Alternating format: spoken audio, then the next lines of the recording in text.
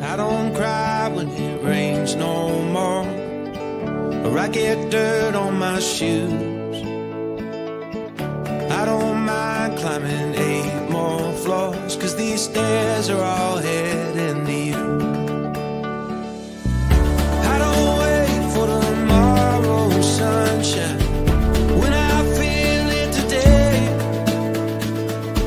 But when it's cold in the dead of winter, remember that snow melts away. One more cold drink, one more roll, one more dance before the doors get closed. Please remember, enjoy the show. Let's get happy before we get old. We don't need plans or a fancy agenda. Well, let's just see where it goes. We got no care for the way people stare at the dust and the dirt on our clothes. Hey, my friend, we'll never say All right, everybody. Yeah, Darren, I'm back, brother. Come on to the Cajun Cooking Experience. Man, it feels good to be back. I've been blessed to be busy. I guess that's the best way for me to put it. Blessed to be busy. I've had a lot of stuff going on. Since October. Really, I took the summer off, and since October, it's been nonstop. It's a good feeling. Semi-retired, it's great. But it is good to be back. So tonight, what we want to do, we're going to smother some okra tonight. And the reason I want to smother okra, it's like this super duper high-powered nutritious dish. Hey, Lucy, it's got so many nutrients, and it's something we don't think about. You know, we never think about how nutritious okra is. We eat it because you either like it or you don't like it. And why we don't like it?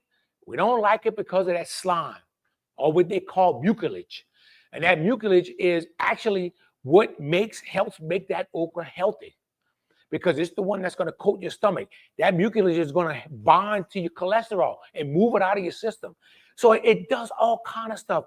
It's just this super high-powered food that we don't eat enough of. So we're going to definitely, hey, Annette, I had to move my cursor. So we definitely going to go ahead and get this cooked up tonight and talk more about the history of this food, where it comes from, and probably why me and all of y'all should be cooking it more. Now, one of the things, we're always going to start with, we're going to start with some onions. I've gotten into, since I cooked last year, I've gotten into mixing in different color onions. Why? Just because I like to. Like I said, when we cooking over here, a lot of times, especially our ancestors, they cook with what they had, what was available. So it didn't matter what color the onion. It could have been wild onions out the yard. It could have been just shallots. But they would have cooked with whatever they had at the time. So we're going to go ahead and start smothering the onions down. And we're going to smother those onions down until they get dark brown. This is a personal preference. I like to build me a little gravy. It's called stewing them, or etouffeeing. Etouffeeing, nothing but smother. We're going to etouffee this okra. Now, one of the things we're going to put in it tonight, just to give you an idea, you see in here, this is green onion chicken sausage.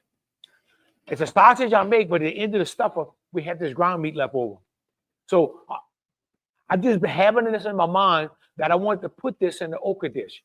I know it's going to be good. And if anybody's watching from YouTube, let me know. It's my first time going live on YouTube, and I don't know if it's working or not working. So we're going to put some of this chicken sausage in there. We're also going to add some shrimp in it. Now, if you want a high-powered, high-protein dish, everybody's on high-protein diets and all this, this is it. What we cooking tonight will fill all those things, all those macros that you're looking for. Well, yeah, boom. Been a long time, brother. Okay, Lucy said it's not. And it's supposed to be live on YouTube, and I have no idea why it's not working. That's something I got to work on. But we are live on Facebook. Now, my stock over here, I made this stock. I just used some chicken I had some chicken wings, and I actually can throw them chicken wings in the okra. They already cooked, so I could put them in at the end if I want. I had some bay leaf. I had a little bit of carrots, a little bit of onions, a little bit of celery. And that's actually what I made my stock with today. It's more like a broth than a stock. John White, it's working. All right. Thank you, John. Appreciate it, brother. Yeah, thank you, man. And the comments are coming through. Yes. So we're just going to keep working these onions down. And what we're working with tonight, let's go ahead and take a look at the table. Oh, wrong table. Let me see if I can get that camera right. You can see inside the pipe, you see the different color onions that I'm using tonight. And then I'm going to have some andouille. Of course, you don't have to have andouille in this dish. I just like a little bit smoke flavor, a little hint of smoke, but not overpowering. I don't want no sausage in it because I don't want to throw all that grease in there. But if you like sausage, knock your lights out. I like a little carrots to throw a little sweet in it. These tomatoes right here, or it's actually rotel, that's going to help cut that slime out that people don't like. I got the bell peppers here, all the different color bell peppers. Gives you different flavors and different colors. Goes from the immature bell pepper, the green, all the way to the mature, which is the red. Then we have a little celery. I would have mushrooms, but I'm out. And then your garlic. Okay, so that's the ingredients we're going to use tonight to make this okra. Now, a lot of people don't like the slime. That's what they don't like in it. They don't like the slime in the okra. But the slime is actually one of the healthiest parts of the okra. And if you're making a gumbo, you want a little bit of that slime because it helps thicken your gumbo. This will help you use less roux when you're making your gumbo. All right. Now I'm going to go ahead and throw that andouille in because I want, well, yeah, Randy. Thank you, brother. Because what I want to do is I want to fry that andouille up a little bit while I'm cooking my onions. So I'm going to let that cook in there. And the onions, they're pretty much, the color is good on YouTube. Thank you, Lucy. Okay, I can see when you comment on YouTube because it shows the little YouTube symbol. Yes. Well, yeah, Tim. What's going on Norco Boy? Hey, Mildred. Man, it's good to see everybody back. So in case everybody was wondering what I'm doing, what have I been up to? Let me just show y'all something what's going on. I have to go to my computer. And this is the mule born. This is at Destrehan Plantation. We've actually been doing Cajun cooking experiences at the Destrehan Plantation at that mule born. And then this is the setup before everybody comes in. You see the screen where they can look in the pots, and on the front you'll see a table to the right of the screen. If you're behind the screen, and that is the table with the burners that people come up and cook with. And of course, if you look way in the back, you'll see me in action, and you'll have people cooking back there. So it's pretty neat. And we're actually working to have people come there, groups like local groups. So we know we're going to do one on December the 3rd. And anybody interested, pay attention, because if we're going to throw something out there. If we can get 35 people, we need at least 35 people to make this work. We'll bring them in the mule born and actually have a live Cajun cooking experience. It'll be cool. Well, yeah, Dino. Thank you, brother. Oh, Harvey, what's happening, man? What you said, Randall? All right. If you look in this pot, let's go take down. Well, let me get this overlay off of here. Okay. And you can see the onions, they're starting to turn brown. And watch, when I put the water in, when I put that stock in, it's actually starting to make a little gravy in here. You're starting to see a little color in this gravy. And this is what we want. This is going to be our flavor. Because if you take your time and build this flavor in this pot, and just take your time and smother these onions down and layer the flavors, you're going to have a different flavor than you normally are used to, because it just takes time. Think about your mama in the kitchen. Back in the day, mama took a long time to cook these dishes. Better than that, your mama. That was slow, easy cooking. And in between doing that, I remember my mama once she would start cooking at 7 in the morning. Had to turn their pots off at 10:30 because that was soap opera time. And then she go read the Bible after the soap opera. All right. Now we're starting to get a little color in here. Garlic. Oh yeah, Michael. Good to see you again, my brother. Now I'm gonna bring my carrots in. This takes a little time to cook. You don't have to have carrots, but anytime I'm cooking vegetables, I love to throw carrots in. They just give that little sweet flavor. Even if you don't like the carrots, it's the flavor that the carrots giving here. And one of the Cajun cooking experiences I was doing in Destrehan, they had a young lady. I did the last one was for 80 people, and it was most of them were students. 70 were students. And the young lady behind the pot cooking, when I threw the carrots in, started jumping up and down. Yeah, I love carrots. And she was all excited about carrots. Hey, Crystal, long time no see, baby. What'd you say? Young and the restless. That's it, John. Hey, Sharon. Thank you, baby. Oh, Terry, it's been a while, brother. What'd you say to new? Watch from the KC home in Norco. Yeah, you're right, brother. It must be bingo night in the KC Hall in Norco.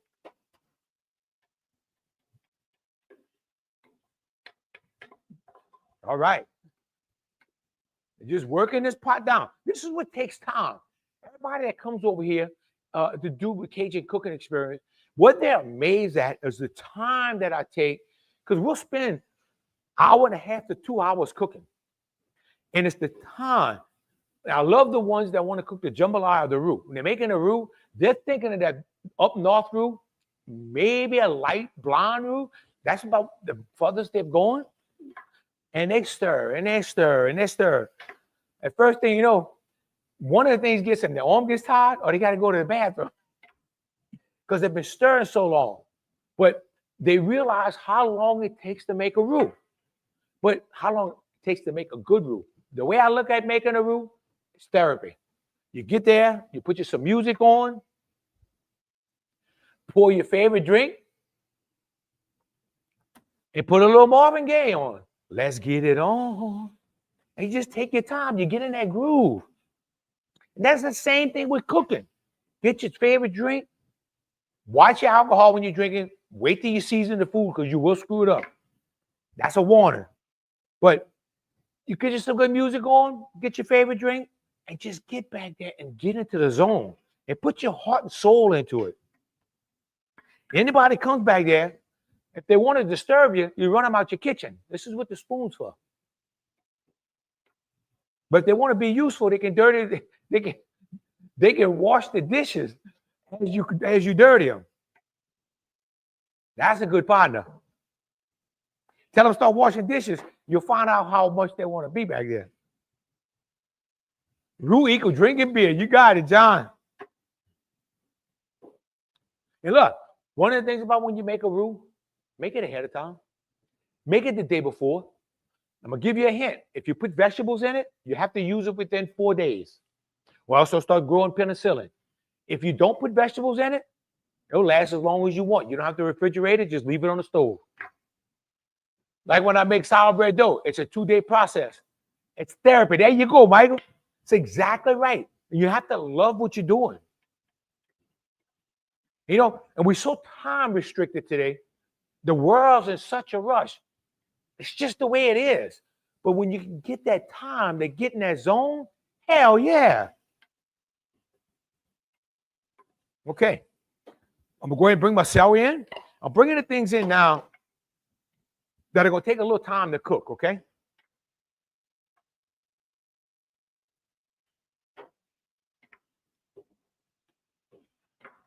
Yeah, you're getting a good mixture of seasonings down here now. Oh, I just hit the wrong button again. I have a new switcher. I'm getting used to it. But look at the colors you have in this pot. And color means flavor. Color means sweetness. Color just means you're getting the most out of this dish that you can. And it doesn't have to be expensive stuff, okay? Use what you got. Use what you have to put in these dishes. We're using chicken thigh meat, the end of the stuffer. When I'm making my chicken sausage, this is the end of the stuffer. I just put it in the freezer and wait till I want to cook it. Some fresh shrimp. Another month, shrimp season's gonna be opening. Great time to do it. Oh yeah, man. Now, what I'm gonna do now? I'll just about cook this down as far as I want to go. Let me fry that garlic down a little bit. And I don't have time to sit there and peel garlic. So what I do, I buy the pods already peeled. Warning, if you buy the bags of pods already peeled, not chopped, peeled, they're whole pods, put them in the freezer. Put them in the fridge. They're going to last about 2 weeks, maybe 3, and they're going to grow mold on you. But it's a big bag that I get. Cool. Man, if y'all can smell this garlic in this pot. Oh, this is smelling some good. Lord. So how do we get okra in the United States? The okra is not a native crop to the United States. They figured it started somewhere around, let's say around Nigeria, somewhere in there, somewhere in that area, or Ethiopia. But they're not really sure where it started from. Well, yeah, Miss St. Rose, what's going on, baby? They're not really sure exactly where it started from, but it quickly became part of the African culture. And then it spread out all over Europe. They figured around somewhere in the 1600s on the transatlantic slave ships, okra was brought over into the Americas, not necessarily America that we live in. It could be South America, North America, but it was brought into this area, maybe the Indies or whatever. And then quickly, it caught on real quick. There's documentation of okra being grown as far north as Pennsylvania. Thomas Jefferson was a big okra grower. But it's predominant in the South. The number one state that grows okra in the United States is Florida. But I'm going to tell you how, there's a lot of people when they retire, they'll make them 3 or 4 rows of okra. Every other day, they have to pick them. That's the only thing about it. If you're going to grow okra, you have to be on your game. Strap up, put your wheels on, you got to get it. Because every 2 days, you're going to have to go there. You're going to have to go out there, cut the okra. And if you cut it up in gallon bags, $10 a bag, this is a lot of retired people's gambling money. That's their fun money. But it's actually a good cash crop. And it's something like, it's something healthy to do, getting out in the garden in the morning, getting that fresh air. All right, Jody.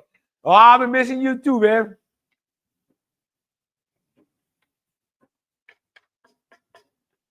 Oh, yeah. So what we're going to do now, I'm going to bring this chicken meat. Now, so this is chicken thigh meat. Now, I just splashed whatever's in that pot all over my glasses. I did a good job with it. So if I look fuzzy, that means I can't see.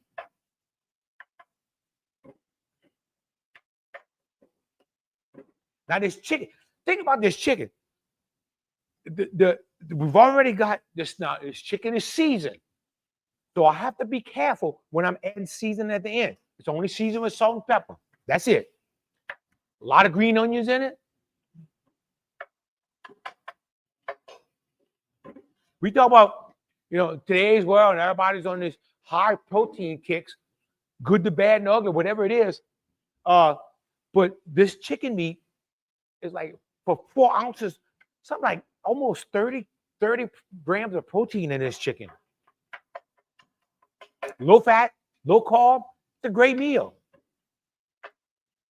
Now, okra. Let's take a look at that chicken meat. You see that chicken meat cooking down in there.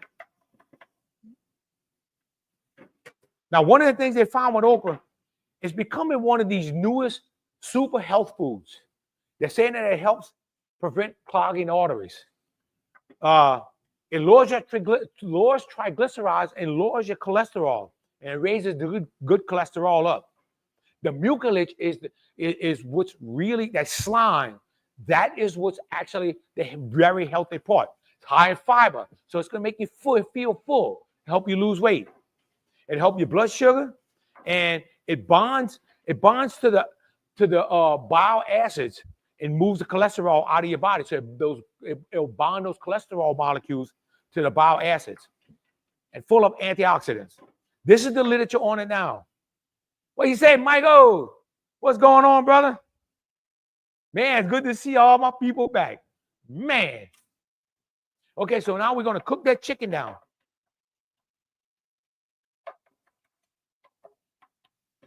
Now, okra is the original gumbo or gumbo, King Gumbo, West Africa.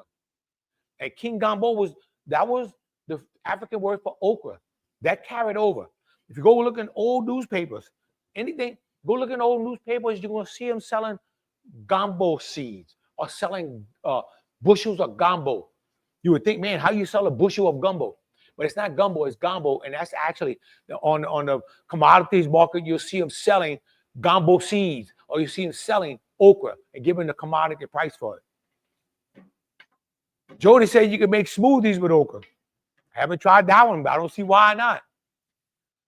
When I made, okay, y'all don't laugh at me for this, but somebody challenged me to do it. They challenged me to make a vegan jambalaya. And I swear I'm gonna do this here one day. And it was one of the best jambalayas I've ever made, but I made it with a lot of vegetables. Okra was the main thing in it. And I make a rulers gumbo. Takes time. Okra is my thickener. In the Creole heritage, you get to New Orleans, Creole. Out here, we call Creole food the city food. And in that city food or that Creole food, you'll see the gumbo out there in New Orleans. A lot of it have okra in it. And everybody that comes to my Cajun cooking experience, I'll ask them, did you eat gumbo? Yes, in New Orleans. Did they have okra in it? 90% going to say yes. Then I ask them if I had tomato. If they say yes, I tell them that wasn't gumbo.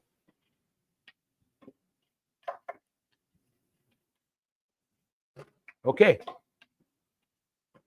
Well, if y'all can smell this right now, oh, I'm ready to start dancing already. I ain't got started yet.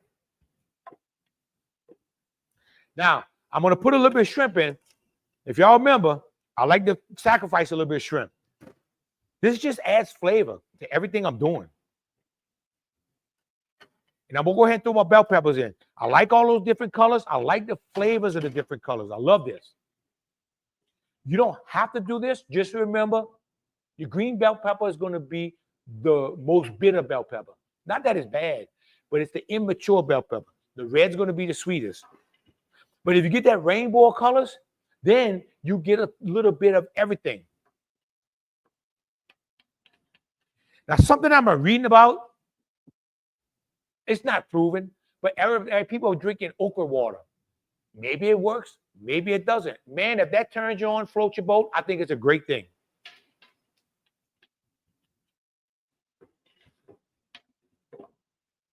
I know one thing, it can't hurt. Okay. Almost time to bring this okra in. Now, we're not picking okra yet. Okra's going to be probably around the end of May. In June, you'll start picking. The hotter it is, the more okra you're going to pick. Okra loves heat. It can actually take a drought. I mean, not a terrible drought, but it can take dry conditions. Once the heat is on, okra just produces like crazy. I'm gonna let the shrimp cook in here a little bit, and then we're gonna throw them okra in. Now, one of the things, okra seeds, so we pick the immature okra. We pick the green okra that's actually the immature.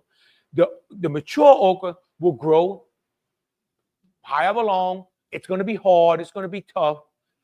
They used to take the mature okra, dry the seeds, let the okra just get brown on the bush, cut it, get the seeds out, dry them or roast them, and it would make decaf coffee with it. During the Civil War, we still got coffee into the port of New Orleans. Because you see, that was when the Union took over New Orleans, they didn't quit importing things. This was a big money machine for them to finance the war. So they were still bringing that coffee in. It's just that not everybody could get that coffee. Are you enjoying the beer tonight, Spuddy? Oh, hell yeah, Michael. Like when you buy a red bell pepper plant, it's a green that turns red. You got it. That's right, John. And Ricky, after the potatoes get dug, the okra goes in the. So Ricky says, as soon as he digs his potatoes up, brings his rows back, ready to plant the okra. It doesn't pay to plant them too soon because they need heat. They love the heat. And I worked for an Italian truck farmer, Frank Palmisano, when I was small. And he grew okra for 3 years, and we had to go out and pick it. And you start at daylight. You better wear gloves because your arms will just itch and burn. You start off with the things this tall. That's getting more my height. And then when you finish, the plants are like 6 foot tall. That's not my height. But when it first started, I was maybe 9, 10 years old. That little bitty short plant, that was right at I was eye level with that. I'm not much past that now. Okay. Time to bring the okra in. Now, this is IQF frozen okra. It's not going to be the same as fresh okra, but it's good. There's no reason to quit eating okra. Now, I used to take okra and put it in Ziploc bags and put it in the freezer. I'm going to tell you, I find that didn't last. If you're better off vacuum packing them if you can, because I found that just didn't last. Because we used to cut okra here every other night. We'd sit here and cut okra when I first opened, and we put it in the freezer and stack it in the freezer. By the time, and we'd sell a lot, what you would do is sell a lot of okra January through May, especially during Lent. And I found they just didn't last. But after about 3 months, they started turning brown in the freezer. Oh, yeah.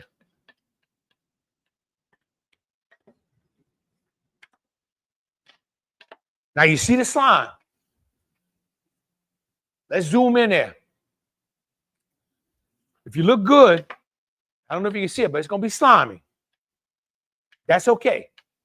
See, the slime doesn't bother me, but I'm going to bring the tomato in to cut the slime and also to give it just a different flavor. Because that slime does give it good flavor. I mean, the tomatoes give it a good flavor. Look at the colors in this pot. These colors, every color you put in here, it's just going to be a deeper flavor, a just deeper flavor in this pot. It's called layering the flavors. Now, one of the other things that we do with okra after, as the plants finish, they have those big, tall stalks. And if you ever try to break them, they're tough. They're really, really tough. There was actually one time they were making paper out of them and string out of them and like boxes out of them. And they had a machine that would actually shred it into fibers. But I don't think it ever caught on. And I don't know if they still do that. But if you go reading the old newspapers in the 1800s, this was becoming a hot thing at one time. It gave them something to do with that stalk. Did you put a little vinegar in there for the slime? No, John. I'm going to go ahead and put these tomatoes in. But I'm glad you said the vinegar. You can put a little vinegar in. So if I was using this okra, smothering it down, put it in my freezer, and I knew I was going to keep it for my gumbos, I wouldn't put the tomatoes in. I would do what you said, John. I would put the vinegar in there. So you can introduce about a tablespoon of vinegar in here. Cut that slime like that. A little bit of slime is not going to hurt in your gumbo because that slime, that mucilage, is actually going to help thicken your gumbo. But that's how my mom, she would use the vinegar. Kathy, what's up, Kathy? It's been a while, baby.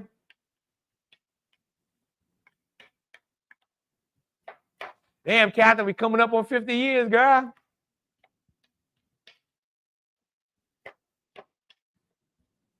Okay. You still see a lot of slime in this pot?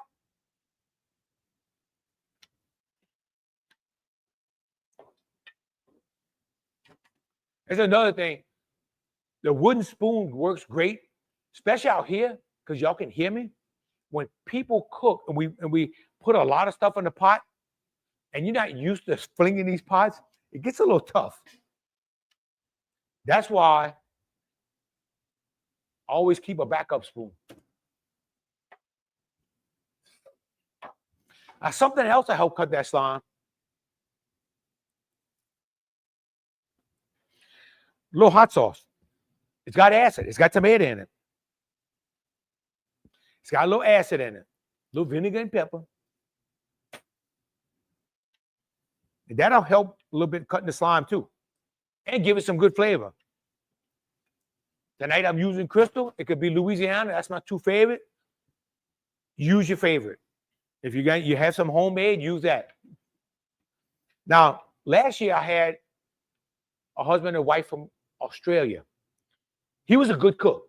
He knew about cooking. They had been all over the world. One thing he kept fussing me about, I had pepper. He says, no, where are your peppers? Where are your peppers? So his way of cooking and the way they cook in Australia is they actually put the peppers in. Okay? And that was our old way of cooking. A long time ago, before you ground, they would grind their own peppers, or they could actually grow their own jalapeno peppers and put them in there for the season as peppers. Hey, Kim. Thank you, Kim. Darren, gotta have some Crystal. Oh, yeah, brother. Every man needs a little Crystal in his life. All right.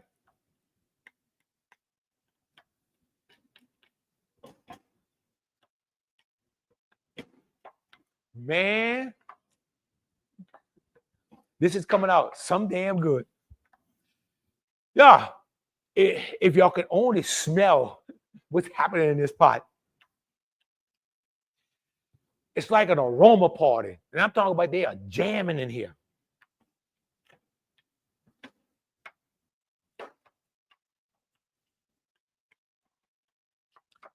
Now, this past weekend, we did dirty rice. We did 1,700 plates of dirty rice. So we had to cook. We cooked the dirty rice. They did the chicken somewhere else. So imagine a big pot to serve 1,700 of the dirty rice. We're gonna do that one night on our show. Trick the dirty rice. Use a good ground meat. Now, once you get this okra going, it's not gonna take long to cook it. Now, when you cut the okra, when you pick it out the garden, you don't want no hard pieces. That's going to take your time, if you ever can get it soft at all. Gary, hell yeah, that shrimp you see in the bowl, brother. We're going to have some shrimp in this okra. And the reason I'm cooking okra tonight, number one, it's going to be in season soon. Number two, I got the envie for okra like you wouldn't believe. This is actually 4 pounds of okra I'm cooking tonight.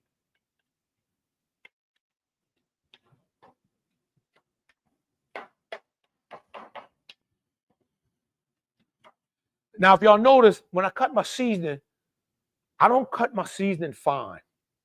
I cut mine pretty nice little wedges. And I have a reason for that. One of the things you learn when you're going through all these food service classes, the more you slice, the more bacteria you introduce into your food. But not only that, the thinner you slice it, the more you're cutting the juices out of that onion or out of that pepper. So the finer you chop it, if you notice, you'll start seeing a lot of water, a lot of juice on your cutting board. So I cut mine a little bigger to save some of that flavor, whatever I'm cutting. And then also, the less I can pass that knife, the less bacteria I introduce into that food. And it might seem like it's crazy, but they, in the restaurant business, they embed that into you so bad that it's just part of you.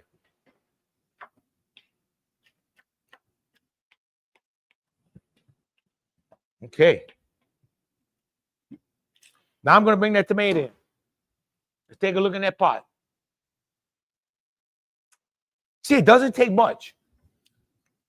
Hey, Kathy Lynn. See, it doesn't take much.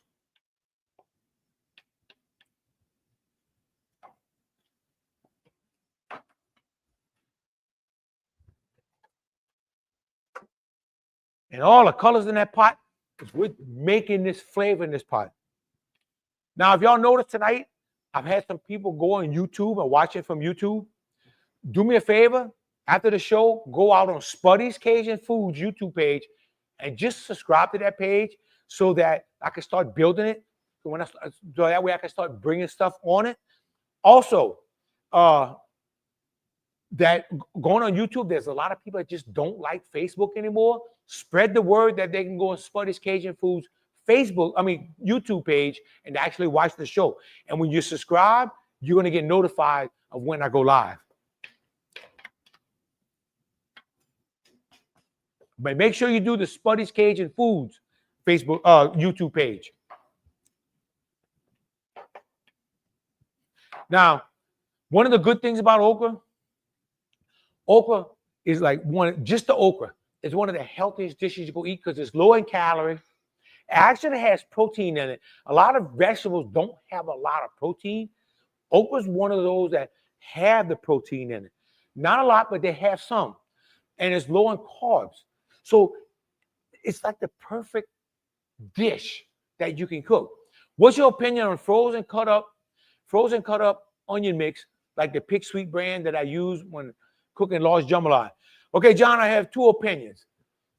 If I'm cooking this, I'll never use it because I really enjoy cutting my seasoning. But like we did the KCs, and we actually went out and had to cook 1,700. I'm buying the Pick Sweet. I'm buying the stuff that's already chopped. It's going to do the job. One thing about it, it's going to be chopped, and they're going to pass it through. And sometimes it's fresh, sometimes it's frozen. If it is frozen, it's going to be instantly frozen. So depending on what you're using it for, but at home, I'm not a fan of it because I just like being able to pick my onions out, pick my bell peppers out. I know what's going in. I always have this fear that when you buy something in the bag in bulk, that you're getting the seconds and thirds of that crop. We're not going to put the number ones in that bag. That's just my opinion. I just remember how we used to do tomatoes. Number ones went to the market. Number twos and number threes we sold on the side of the road. Did that answer your question, John? Hey, Sherman, good to see you. Okay. Man, this is coming along. And what you have this nice gravy in here that's actually building, okay? Now, if there's anything else you wanted to bring in here, bring it in. Use your imagination because okra basically goes with anything. And then when you have it, you can serve it over rice. You can eat it by itself. You can serve it over quinoa. You can serve it over noodles if you want. I'm going to stuff mine in the French bread tonight. But there's so many things that you can do with this. And let's look in there. Okay, I got to find my button. You see here? Look at the gravy that's building up in here. This is your flavor. So this is going to give you, Kathy Lynn, I just found you on YouTube. Thank you, Kathy. So, see that gravy is building? That gravy is building here? That's part of your flavor. And this is the way I found this out. I had a class in here. I had a group of students from Dutchtown. I think it was 2 years ago. And they was here cooking. And the guy was standing right here. And he wanted to be a chef when he got out of school. I remember that. And I remember I forgot about him. I was talking to the other kids. When I turned around, I thought he had ruined the okra. Well, me, because I didn't. So I turned around, hurried and put water. Guess what? It was the best okra I ever ate. I told him I high-fived him. I said, man, you cooked it better than me. And he did, only because I forgot about it. I just think, okay, John says, I think it's more convenient when doing a 15-pound jambalaya. You know, once I start getting to where I got to start cutting 20, 25 pounds of onion, I just soon buy the bag. So, you know, like I said, it's a personal preference. It's not bad, but I just enjoy cutting the season. It passes the time. Oh, Hollywood. Oh, okay.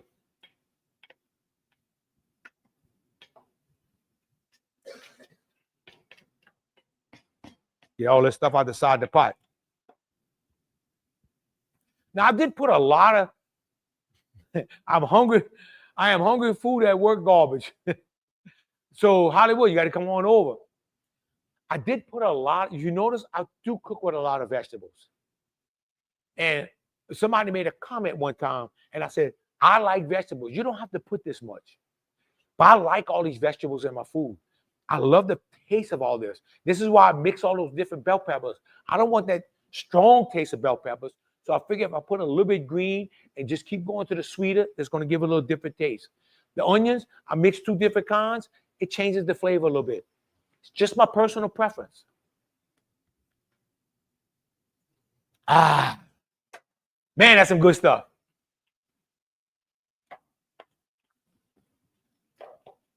So I'm getting ready to do now. I want to taste it. Because what I'm coming to taste for is seasoning. Remember I told y'all, this meat I had in here was seasoned already. So I have to see exactly, and my andouille seasoned. So before I go on a wild goose chase and start seasoning this stuff, I have to see where I'm at right now.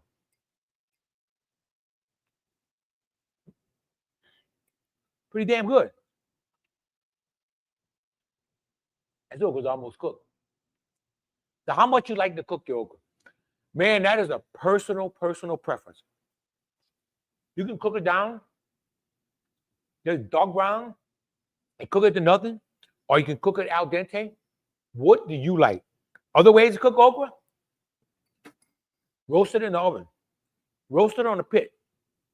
Take those the small okra, or what they call ladyfingers. That was another name for okra, ladyfingers. And right now, you just put them on a pit and get them on a hot fire and kind of roast them.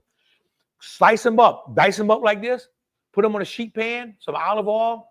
Put your favorite seasonings on them. Bake them in the oven for about 6-7 minutes at 350. Kind of shake them around. Do another 6-7 minutes. Man. Oh, Lord. And it's better with fresh okra if you do that. Right now, it's good when the Spud Man starts dancing. Oh, you know it's good? You know it, brother. That's it. The dance, they're starting to warm up. Hey, Susan, it's been a while since I've seen you, baby. You still up the country, Susan? Okay.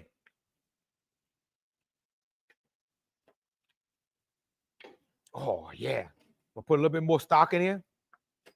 Now, it's also a good thing to make your own chicken stock, because I can make it where it's more like a broth than a stock, like a bouillon, but it's got some good flavors in here. And you know how we cook with, a lot of people like to cook with bay leaves. I just don't like trying to find my bay leaf after it's in the food. So I take the bay leaf and just use it. I make my broth with it. I'll make my stock with it.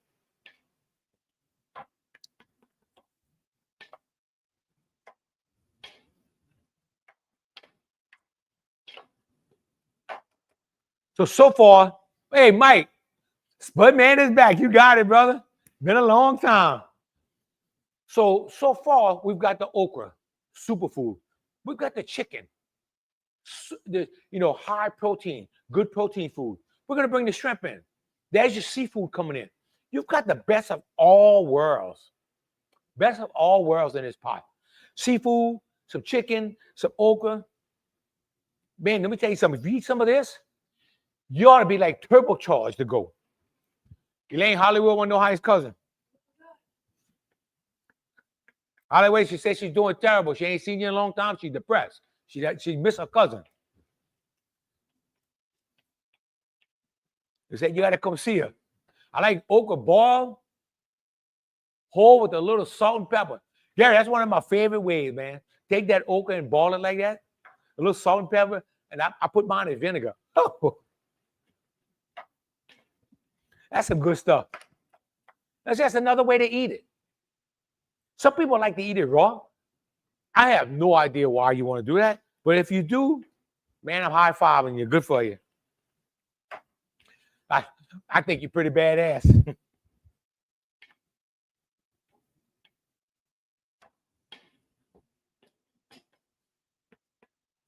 Okay. So I could use a little more seasoning in here.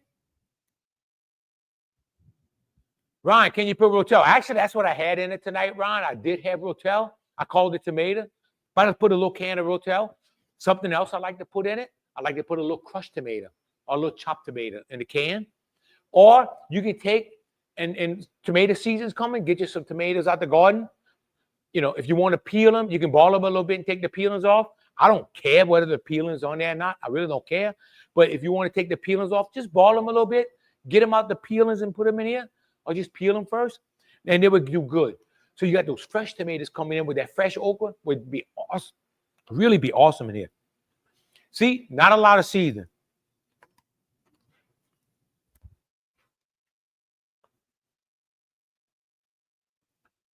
A little bit pepper, a little bit cayenne. And so, how y'all like my fancy dishes? I'm going back to the old people way. You don't throw it away, you keep using it. Black pepper. And y'all know, Jody, you paying attention? It's been a long time. But we got to give those sugarcane farmers a little loving. Because that's all my buddies out there.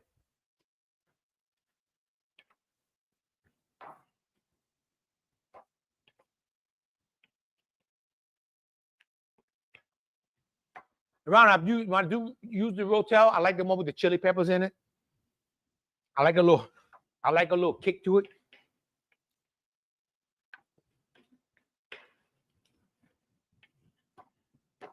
But I just put one small can in. I like the flavor of tomato in it. I just don't want the okra to be overpowered by the tomato.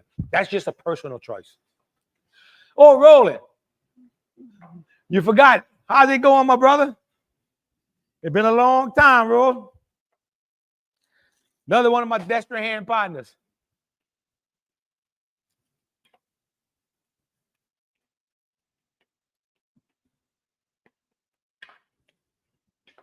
Cool. And what I do also, Rock, what's say, Rocky? I love to take my okra and I want them moist. When I finish, I don't want to cook all the liquid out of them. I want, when I pick them up and put them in the freezer, Harvey, look, when I put them in the freezer, see the juice? I want it juicy like that. Thank you, Don. I want it juicy like that. I want some moisture when I freeze it. I don't want to be freezing dried okra. Because I want, when I freeze it, I want that moisture. I want that okra when it freezes to suck up that moisture. So when I warm it up, I've got good flavor in it. If you cook all the moisture out of it, then it's not going to be really good when you reheat it. It's not really going to be good at all. Okay, I'm going to add a little bit of stock. You see, I just bring a little bit of stock at a time. Man, it's time to taste this again.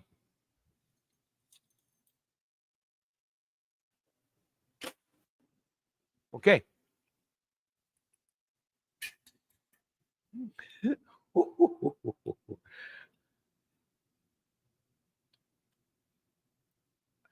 Y'all, it's getting better and better, and I haven't put the shrimp in yet. Oh. Time for the shrimp. Now, in case you want to know the size of the shrimp, they actually peeled a 70-90 count. This is what I like to use, or 90-110. Either one of those counts, that's the peel size, not the head-on size. 70-90 or 90-110 count head-on, you talk about a little bit of shrimp like that. You make dry shrimp with that. Okay. Now, a little bit more pepper. Now, I do like it a little spicy. Not hot, spicy. A little piquant. Now, remember, the shrimp, I'm going to throw a little water in there. So watch your water content. Once these shrimp cook in, man, our dish is going to be finished. We're going to make us a po' boy. Oh, hell yeah.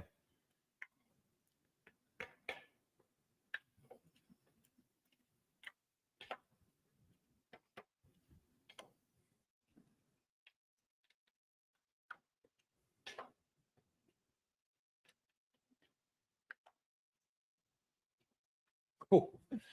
So with that shrimp coming in, the full flavor is going to taste. It's just going to change. And look, Make sure when you put shrimp, don't use that imported crap.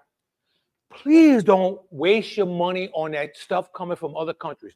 Waters of the USA, better yet, you in another month, you're gonna have people trawling locally. Support those guys. Go out there and buy your nice chefs. Peel them so that you can use it for your dishes. And then, or you can find somebody that's actually peeling them and buy them like that. But buy your nice chefs, peel them, put them in the freezer. So easy. The only thing bad about us putting shrimp in the freezer is that right when it's time and you get your freezer full of shrimp, you have that hurricane season coming at you. The one we don't like to talk about. Hey, David, busy night. Oh, ain't no problem, brother. Oh, Michael, the French bread's coming as soon as this shrimp finish cooking. Let's take a look at another look in that pot, or what I call a peek in the pot. Okay, you can see it down there. So I haven't added any moisture. I haven't added any liquid. I was waiting to see what the shrimp gonna do. The shrimp are starting to throw a little liquid. You can see it building up, and you see that liquid has a little color. That's what I like. Now, y'all not gonna believe how many people I have turned on to eating okra. Anytime I do a Cajun cooking experience for a group, I'll usually cook okra in the front. And our first question I'll ask is, how many people don't like okra? 50% raise their hand. And I'll say, okay, what's the reason? I already know the reason. Some people just say they don't like the texture. 90% of those people are gonna say they don't the slime. I asked them to do one thing. When we finish cooking it, I asked them to come get a taste.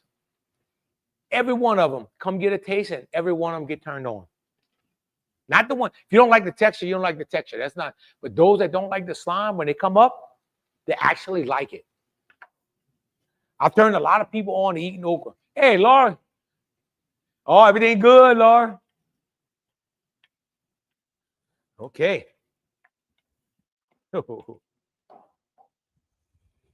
Whoo. Man. Shrimp got to cook a few more minutes. And what I'm going to do is, that poor boy's already got a hole in it. I'm going to stuff this thing. I'm going to stuff this thing with some okra. Now, I've already got my little poor boy for the taste.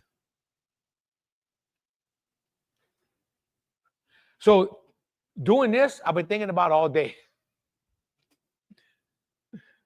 Well, yeah, it's sassy.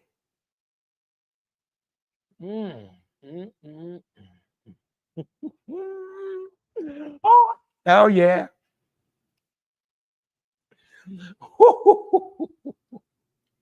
Man.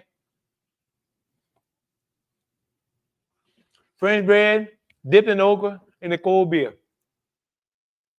Life is good. Okay.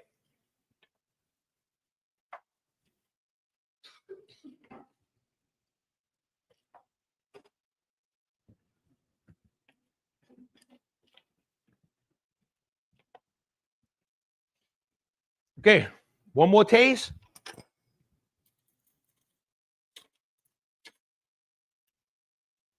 One more taste.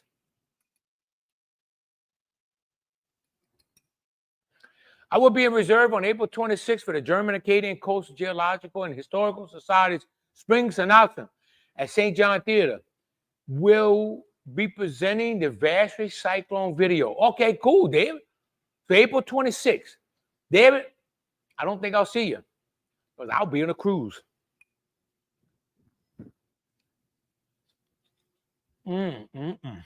Oh. Man, I wish I got to see you, though. And David, so we had a cyclone 100 years ago in Vashley at our local church.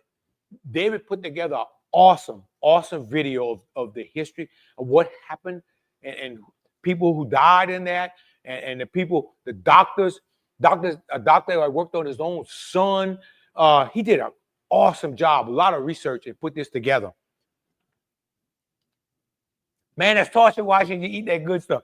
Darren, if you want it, here it is. Come and get it.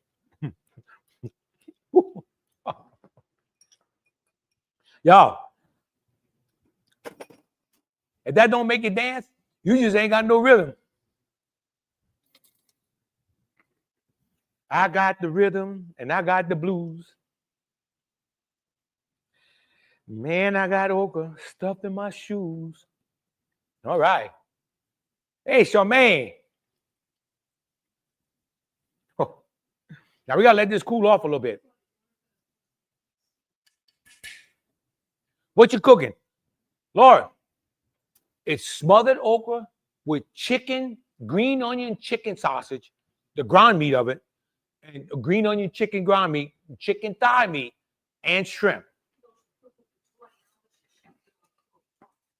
Cooking for a family of 20, how much shrimp would you use? So right now, I just put 2.5 pounds of shrimp, and that's 4 pounds of okra. Kind of give you an idea. So if you're using 20, this is what I would do. If I want to make money, 1/4 pound a person. If I want everybody to be happy, 1/3 pound per person. So 3 servings per pound on the shrimp, or 4 servings per pound, depending who you feed. If you got a lot of kids, I use 4 servings per pound. A lot of adults, go 3 servings a pound. So if you have 20 adults, you're going to use about 7 pounds of shrimp. If you got mixed, go to 5 pounds. You're going to be good. Like I said, right here, we don't have much. We're just 4 pounds of okra, 2.5 pounds of shrimp. Man, I've been waiting for this all day. Let me water my palate.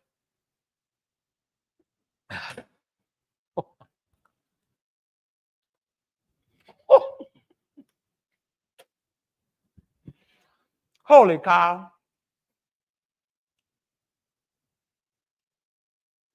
Man. Hey, Ben, long time no see.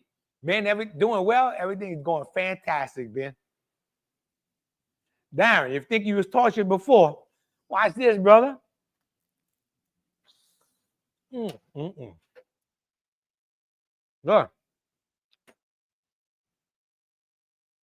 One shrimp fell out.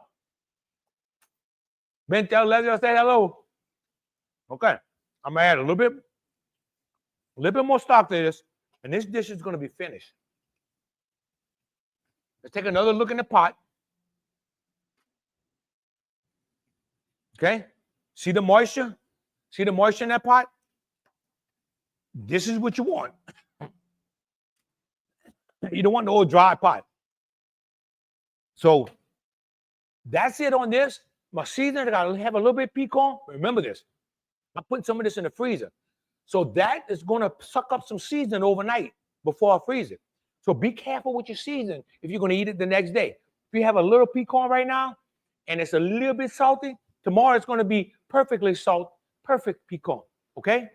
Don't forget that. Now, next week, I'm going to have a young lady on this show. Her name is Kirsten Malone Willis. She's a health coach. We're going to cook a healthy jambalaya next week. It's not any different than what I normally cook because I always cook a healthy jambalaya. I always cook farm to table. What's up, Bishop Bernard? And she's going to come on, and any questions you would have, the reason I know her is because everybody my age, if y'all can remember this, no pain, no gain. You would work out until if you didn't hurt, you didn't work out hard enough. Well, when you get 67 years old, no pain, no gain means you wind up at the doctor getting therapy, anti-inflammatories, all this stuff. I needed to get somebody to guide me. And I hired her, and it's been phenomenal because it's all a science now about how to work out.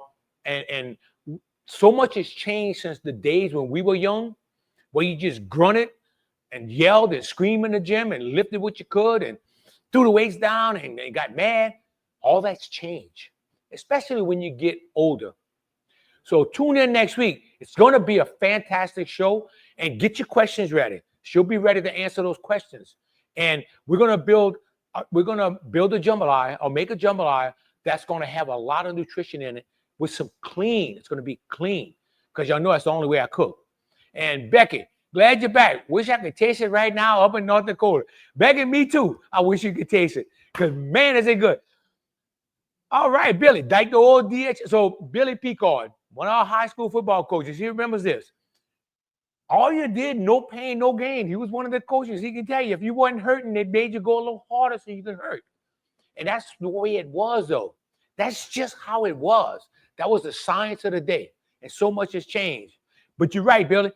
It's just like the DHS football days. But we loved it. But we pay for that now. I still have a shoulder and a knee that's I carry over from those days. You do it right, and you'll move forward instead of 3 steps forward, 2 steps back. So tune in next week. It's going to be a fantastic show. In the meantime, me and this Okra, let me tell you what we're going to do. We're going to get it on. Me, Okra, and Marvin Gaye. Shit, ain't nothing get better than that. So y'all, until next week, thank y'all. Love y'all. God bless y'all. And it's fantastic to be back. Love y'all.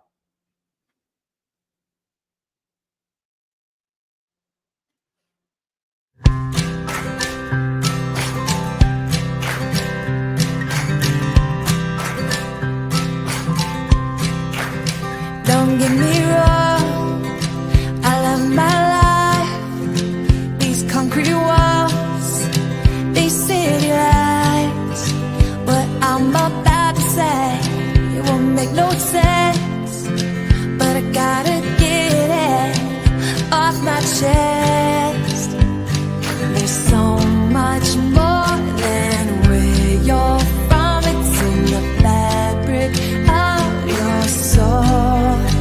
I just wanna go home, where everybody knows me home, and I make all my memories home. I just wanna